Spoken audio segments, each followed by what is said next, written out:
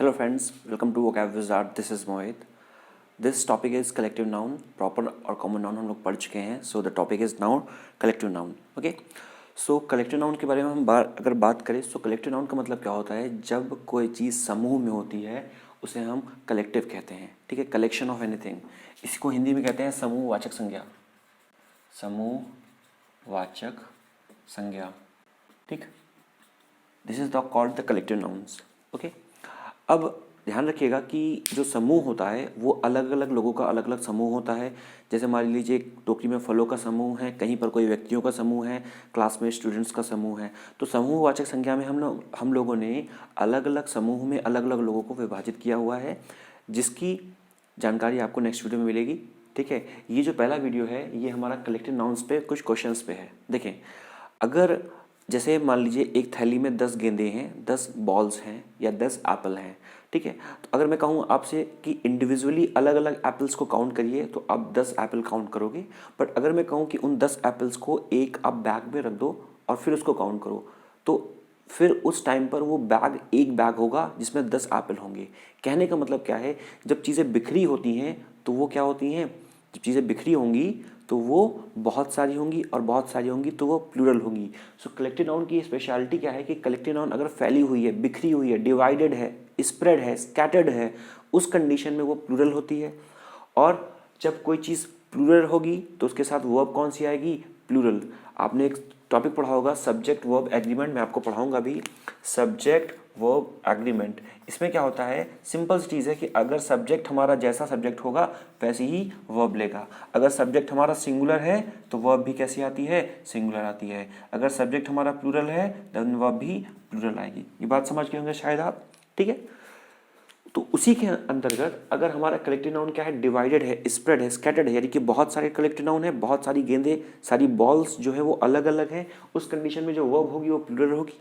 अगर collective noun एक साथ है, इकट्ठा है, यूनाइट सेंस में है, यानी कि हमने जैसे बैग में एक बॉल को 10 बॉलों को एक बैग के अंदर बंद करके रखा हुआ है, तो उस कंडीशन में जो कलेक्टिव नाउन होगी वो एज ए यूनाइट सेंस में होगी, जिसे हम सिंगुलर वर्ब कहते हैं. I hope you got my concept. Collective noun अगर यूनाइट सेंस में है then it will be singular. Collective noun अगर डिवाइडेड सेंस में है then it will be plural. अब देखते हैं कुछ क्वेश्चंस को. जैसे पहला क्वेश्चन यहाँ पे लिखा हुआ है, द फर्स्ट क्वेश्चन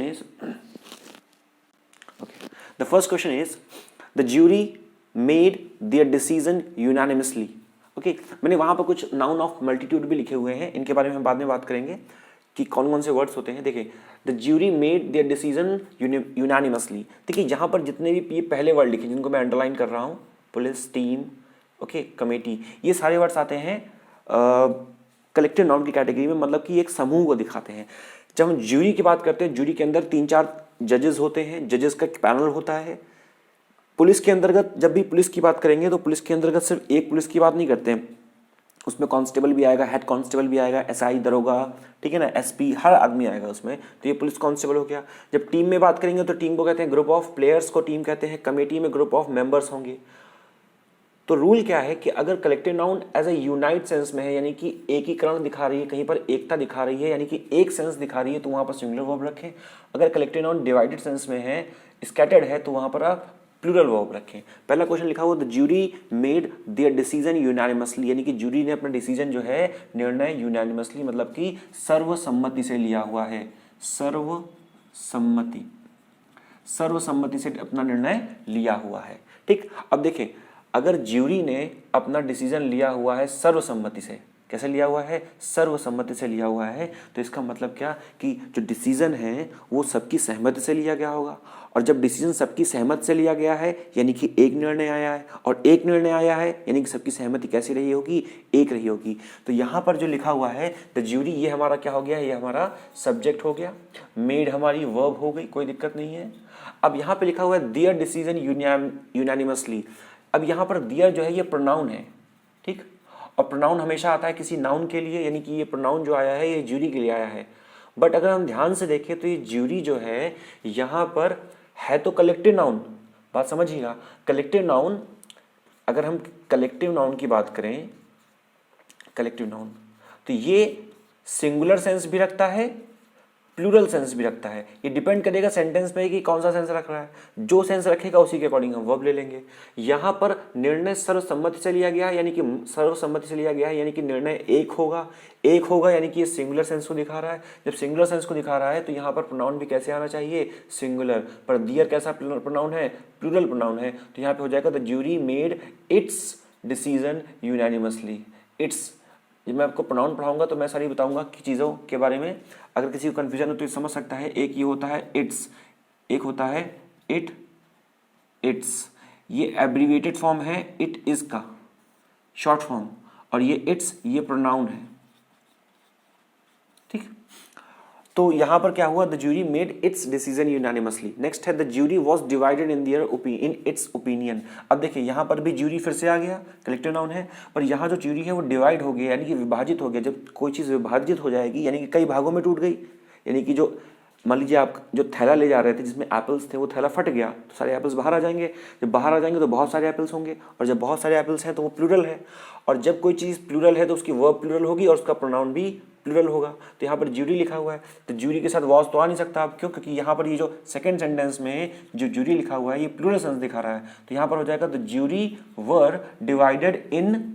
अब यहाँ इट्स ओपिनियन नहीं आ सकता, क्योंकि यहाँ पर जो इट आया है वो किसके लिए आया है, ज्यूरी के लिए, लेकिन ज्यूरी जो है यहाँ पर प्लूरल सेंस दिखा रहा है, पर ऊपर दिखा रहा था सिंगुलर, इसलिए हमने इट्स लगा दिया था। यहाँ पर प्लूरल सेंस दिखा रहा है तो यहाँ पर इट्स की जगह यहाँ पर हम कर देंगे देयर, ठीक। तो jury were divided in their opinion, jury अपने ओपिनियन में डिवाइड हो गई है। ध्यान दीजिएगा दोनों सेंटेंस में, पहले और दूसरे दोनों सेंटेंस में सब्जेक्ट सेम है, हमारा सब्जेक्ट सेम है, पर डिफरेंस क्या है, डिफरेंस सिर्फ इतना है कि पहले सेंटेंस में ज्यूरी जो है वो एज ए सिंगुलर काम कर रहा था, इसलिए हमने यहाँ पे इट लगा दिया। दूसरे में ज्यूरी क्योंकि डिवाइड हुआ है इसलिए प्लूरल काम कर रहा है, इसलिए यहाँ पर वर और यहाँ पर उसका प्लूरल प्रोनाउन दियर लगाया हुआ है। थर्ड सेंटेंस लिखा हुआ द पुलिस हैज़ और हैव अरेस्टेड द थीफ। ध्यान रखिएगा थर्ड सेंटेंस पुलिस हैज़ या हैव अरेस्टेड द थीफ। अब पुलिस के साथ हैज़ लगेगा या हैव लगेगा, ध्यान रखिएगा पुलिस के साथ हमेशा हैव लगता है, कभी हैज़ नहीं लगता। क्यों लगता है बात समझिए। जैसे मान लीजिए कि पुलिस ने थीफ को पकड़ा, तो पुलिस को जब थीफ को पकड़ रही होगी तो उस टाइम पे ऐसा तो नहीं है कि एक ही पुलिसमैन होगा वो पकड़ रहा होगा।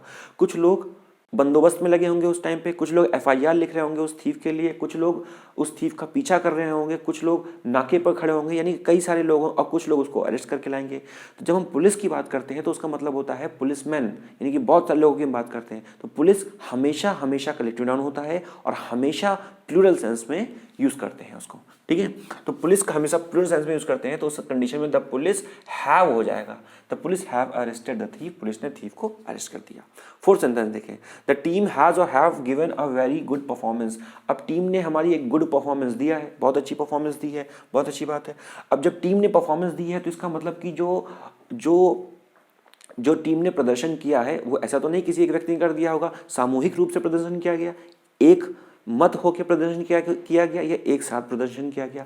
जो प्रदर्शन एक साथ किया गया है तो यहाँ पे लिखा हुआ है द टीम हैज़ या have given very good performance, यानी कि यहाँ पर जो टीम है एज ए प्लूरल काम कर रहा है, एज ए प्लूरल सब्जेक्ट काम कर रहा है, क्योंकि टीम ने ही क्या दिया है performance, sorry as a singular subject काम कर रहा है, एज ए सिंगुलर सब्जेक्ट काम कर रहा है, क्योंकि टीम ने क्या दिया है, परफॉर्मेंस दिया है, और परफॉर्मेंस तो सब लोग साथ ही मिलकर देंगे। जब सब साथ में मिलकर देंगे तो यहाँ पर तो कोई दिक्कत ही नहीं है। जब ये सिंगुलर काम कर रहा है तो यहाँ पर सिंगुलर वर्ब हैज़ आ जाएगी, the team has given a very good performance. Next लिखा हुआ है द टीम इज और are fighting like a street boys. अब जो टीम है वो क्या है, स्ट्रीट बॉयज, गली के लड़कों की तरह लड़ाई कर रहे हैं। अब जब लड़ाई कर रही है टीम तो टीम आपस में लड़ाई कर रही होगी, टीम आपस में लड़ाई कर रही है तो इसका मतलब उन टीम के लोगों के अंदर मतभेद आ गया। जब टीम के लोगों के अंदर मतभेद आ गया है तो यानी कि वो क्या हो गए हैं, वो डिवाइड हो गए हैं, और जब कोई चीज़ डिवाइड हो जाती है तो वो क्या बन जाती है, प्लूरल बन जाती है। तो यहाँ पर हो जाएगा the team are fighting like a street boy. जो टीम है वो स्ट्रीट बॉयज की तरह फाइट कर रही है। फिर देखिए last six sentence, the committee has और have agreed to the proposal offered. जो प्रस्ताव दिया गया था, ऑफर किया गया था, कमेटी जो है उस बात से सहमत हो गई है।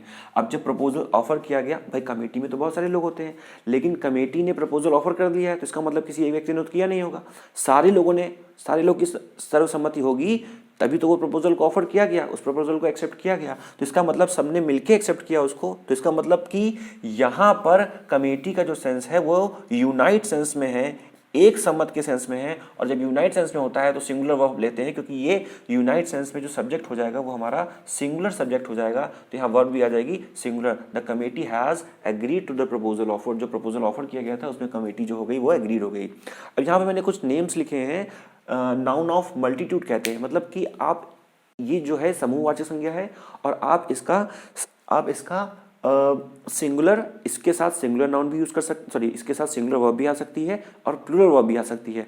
वो कैसे आएगी, ये डिपेंड करेगा सेंटेंस में कि ये जो दिए गए शब्द हैं वो सिंगुलर बिहेव कर रहे हैं या प्लूरल बिहेव कर रहे हैं। जैसे मैंने यहाँ बताया क्या कि जो जूरी है वो सिंगुलर भी बिहेव कर सकता है, प्लूरल भी बिहेव कर सकता है। अगर सिंगुलर बिहेव करेगा यूनाइट सेंस में, एक सम्मत में बिहेव करेगा, तब वहाँ पर सिंगुलर वर्ब लेगा। अगर प्लूरल सेंस में बिहेव करेगा तो प्लूरल वर्ब लेगा। उसी तरह यहाँ पर कुछ सेंटेंस वर्ड्स शब्द दिए गए हैं, जैसे नाउन ऑफ मल्टीट्यूड में कमेटी आ गया, टीम आ गया, ठीक है, गवर्नमेंट आ गया, जूरी बताया था मैंने, ग्रुप ऑफ जजेस को बोलते हैं जूरी, मिनिस्ट्री आ गया, आर्मी आ गया, पार्टी, क्राउड मतलब भीड़ होता है, ठीक है ना। क्राउड का मतलब क्या होता है, क्राउड का मतलब भीड़। ध्यान रखिएगा यहाँ पे दो शब्द आते हैं, एक आता है क्राउड और एक आता है मॉब। क्राउड का मतलब क्या होता है, क्राउड का मतलब होता है भीड़, मॉब का मतलब होता है उग्र भीड़, उग्र भीड़। देखिए जब आप मेला देखने जाएंगे तो मेला देखने के जाने पर मान लीजिए कि आप मेला देखने गए, फेयर देखने गए, फेयर मतलब मेला होता है, और FAIR फेयर मतलब गोरा भी होता है, और FARE फेयर मतलब होता है किराया। इसका मतलब मेला, इसका मतलब गोरा, और इसका मतलब किराया। ध्यान होगा आपको, एक शब्द बनता है यहाँ से फेयर कॉम्प्लेक्शन। मान लीजिए किसी का रंग जो है वो गोरा है तो उसको बोलते हैं फेयर कॉम्प्लेक्शन, किसी का रंग गेहुआ कलर का है, ठीक है। जैसे बोलते हैं जब तुम्हारे लिए शादी का रिश्ता आएगा तो बोलेंगे क्या कि लड़की का, हमारे लड़के का कलर क्या है, गेहुआ कलर का है हमारा, गेहुआ कलर का लड़का है हमारा, इसका मतलब उसका जो कॉम्प्लेक्शन है वो व्हीटिश कॉम्प्लेक्शन है। अगर मान लो कोई पूरा सफ़ेद है, दूध की तरह सफ़ेद है, उसको पेल वाइट कहते हैं। दूध की तरह सफ़ेद है कोई, पेल वाइट है वो। टॉपिक पे आते हैं, तो यहाँ पे लिखा हुआ है क्राउड। यहाँ पर एक और बात बताना भूल गए कि उग्र भीड़ क्या होती है, स्टैम्पीड। जब मेले में भगदड़ हो जाती है, स्टैम्पीड मतलब भगदड़, जब मेले में भगदड़ हो जाएगी तो स्टैम्पीड हो जाएगी, तो उसके बाद जो भीड़ है वो उग्र भीड़ बन जाएगी, यानी क्राउड बन जाएगा क्या, मॉब। ठीक, अब हम बात करते हैं डिपार्टमेंट हो गया, फैमिली हो गया, कंपनी हो गया, फैकल्टी हो गया, कांग्रेस को कहते हैं ग्रुप ऑफ बैलून। ये हो क्या होता है, यही सुना होगा आपने, लंगूर सुना होगा। लंगूर के ग्रुप को क्या बोलते हैं, कांग्रेस। लंगूर के ग्रुप को क्या बोलते हैं, कांग्रेस। तो यानी कि अगर आपको ये शब्द मिल रहे हैं तो पहले आप देख ले सेंटेंस में ये शब्द जो हैं वो सिंगुलर रूप में बिहेव कर रहे हैं, प्लूरल रूप में बिहेव कर रहे हैं। सिंगुलर रूप में बिहेव करेंगे तो यूनाइट सेंस देंगे, और यूनाइट सेंस देंगे तो सिंगुलर वर्ब लेंगे। अगर यही सारे शब्द डिवाइड, स्प्रेड, स्कैटर्ड, ठीक है ना, विभेद टाइप का कुछ दिखा रहे हैं तो ये डिवाइड सेंस में है, तो ये डिवाइड सेंस में है, तो ये प्लूरल फॉर्म में होंगे, इसलिए प्लूरल वर्ब लेंगे। तो ये हमारा कलेक्टिव नाउन का पहला पार्ट है। इसके बाद कलेक्टिव नाउन का दूसरा पार्ट आएगा जिसमें मैं बताऊंगा कि कलेक्टिव नाउन कौन कौन से होते हैं जो इंपॉर्टेंट है एग्जाम पॉइंट ऑफ व्यू से एज अ ग्रुप। ठीक है, so till then take care, goodbye, and like the video, share with your friends. If you like the channel, subscribe it. Thank you. This is Mohit, Vocabulary Start.